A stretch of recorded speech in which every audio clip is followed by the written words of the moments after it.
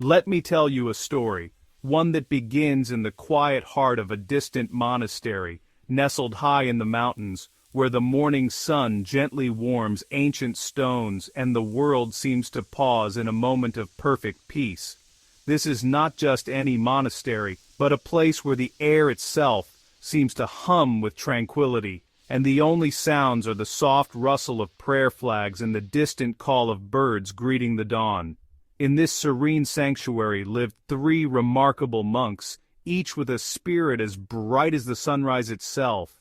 Their names were Tenzin, Dorje, and Pema, and though they came from different corners of the world, they shared a bond deeper than words, a friendship forged in the fires of compassion and joy. Every morning as the first rays of sunlight crept over the monastery walls, the three would gather in the courtyard, their laughter ringing out like bells in the crisp mountain air. To the untrained eye, their laughter might have seemed out of place in such a solemn setting. But for these monks, joy was not a distraction from their spiritual path. It was the very heart of it. They believed that laughter was a form of meditation, a way to connect with the present moment and with each other. Their laughter was infectious, spreading from monk to monk, and soon even the most serious elders found themselves smiling at the sound. The villagers who lived nearby would often pause in their morning routines, listening to the echoes of joy drifting down from the monastery. Children would giggle, elders would nod in approval, and for a few precious moments the burdens of daily life seemed lighter. The monks' laughter became a kind of healing, a gentle reminder that happiness could be found even in the simplest of moments. For Tenzin, Dorje, and Pema, laughter was more powerful than words, and in their joy they discovered a profound truth, that the soul is healed not by solemnity, but by the lightness of being, and that sometimes the greatest wisdom is found in a shared smile. In the heart of a lush, rolling valley, surrounded by ancient forests and the gentle hum of nature, stood a monastery unlike any other. People from nearby villages and distant towns often found themselves inexplicably drawn to this place, as if some invisible thread tugged at their hearts and led them along winding paths to its welcoming gates. The monastery itself was not grand or ostentatious. Its stone walls, weathered by centuries of sun and rain, blended seamlessly into the landscape, and its simple wooden doors creaked with the stories of generations past. Yet, despite its humble appearance, the monastery had become a quiet legend in the region. It wasn't because the monastery was famous, nor did it boast any great wealth or treasures. There were no golden statues or jeweled relics to attract pilgrims, and no ancient scrolls promising enlightenment.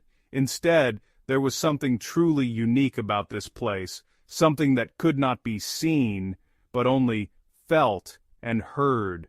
Whenever someone passed by its ancient stone walls, they would hear the unmistakable sound of laughter, warm, genuine, and contagious. The laughter echoed through the gardens and hallways, inviting everyone to pause, listen, and wonder what secret joy the monks had discovered within these peaceful walls. It was not the laughter of mockery or mischief, but a deep, resonant joy that seemed to bubble up from the very soul of the monastery itself. Travelers would often stop in their tracks, their burdens momentarily forgotten, as the sound of laughter drifted on the breeze. Some would close their eyes and let the gentle waves of mirth wash over them, feeling lighter with every chuckle and giggle that reached their ears. Others, especially children, would press their faces against the cool stone, hoping to catch a glimpse of the monks whose laughter seemed to hold the promise of happiness. Inside the monastery, the monks moved through their daily routines with a lightness that was almost magical. They swept the courtyards, tended to the gardens, and prepared simple meals, all the while sharing stories and jokes that sent ripples of laughter through the air. Their laughter was not reserved for special occasions. It was woven into the very fabric of their lives, a constant companion through work and prayer alike. Villagers would often gather outside the gates, exchanging stories of their own encounters with the monks. Some spoke of a time when a monk had helped them carry a heavy load, all the while telling a funny tale that made the task seem effortless. Others remembered how, during difficult times, a visit to the monastery and a few moments spent listening to the monks' laughter had lifted their spirits and given them hope. Even the animals seemed to sense the joy that radiated from the monastery. Birds sang more sweetly in the trees, butterflies danced among the flowers, and even the usually shy deer would venture close, drawn by the gentle, happy energy that filled the air. For many, the monastery became a place of pilgrimage, not for religious rituals or material blessings, but for the simple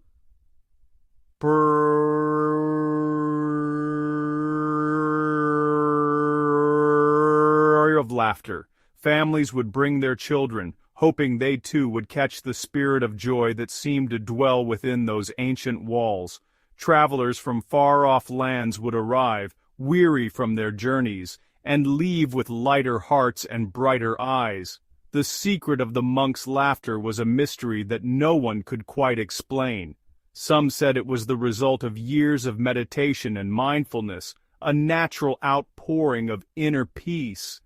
Others believed the monks had discovered a hidden truth about life, one that allowed them to find humor and delight in even the smallest moments. Whatever the reason, the laughter of the monastery became a beacon of hope and happiness for all who heard it. And so, day after day, the sound of laughter continued to echo through the valley, a gentle reminder that even in a world filled with challenges and sorrow, there could always be a place for joy. The Monastery of Laughter stood as a testament to the power of happiness, inviting everyone, young and old, near and far, to pause, listen, and perhaps discover a little of that secret joy for themselves. Not loud laughter, not mocking laughter, but the kind of laughter that felt warm, peaceful, and strangely comforting. It was the kind of gentle laughter that seemed to fill the air with kindness, as if the monks shared a secret joy. Their laughter was soft, never harsh, and it made everyone around them feel at ease, as though worries simply melted away in its presence. This laughter was not the kind that echoed off the walls or drew attention to itself. Instead, it was subtle, like the gentle rustling of leaves in a quiet forest, or the soft murmur of a stream flowing over smooth stones. It was laughter that seemed to come from a place deep within, a place untouched by the troubles of the world. The monks, with their simple robes and serene faces, carried this laughter with them wherever they went, and it became a part of the very atmosphere of the monastery. Visitors who came to the monastery often found themselves pausing, drawn in by the sound. Some would close their eyes, letting the gentle laughter wash over them, feeling their own burdens lighten, if only for a moment. Children, who are often the best judges of sincerity, would giggle in response, sensing the genuine happiness that radiated from the monks.